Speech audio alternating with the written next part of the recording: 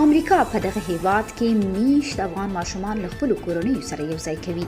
د امریکا د بهرنیو چارو وزارت اعلان کړی چې دغه هیواد ته لیږدول شوي افغان ماشومان له خپلو کورنیو سره یوځای کېدل د دوی له لومړیتوبونو څخه دي. دغه وزارت د فورم یو تازه نسخه خپره کړې ده چې له مخې وړو کورنیو ته اجازه ورکوي چې په امریکا کې له خپلو ماشومانو سره یوځای شي. دا د 18 کالو څخه کم عمر ماشومانو لپاره ځانګړی بهیر دی چې د 1400 کال د زمري په میاشت کې د افغانستان د اسلامي جمهوریت له سقوط وروسته او له هغه وروسته د ښه راغلاست عملیاتو د یوې برخې په توګه امریکا ته تللي دي. د امریکا د بهرنیو چارو وزارت د سې شنبې په ورځ د مې په 11مه په خپل رسمي ویبپاڼه کې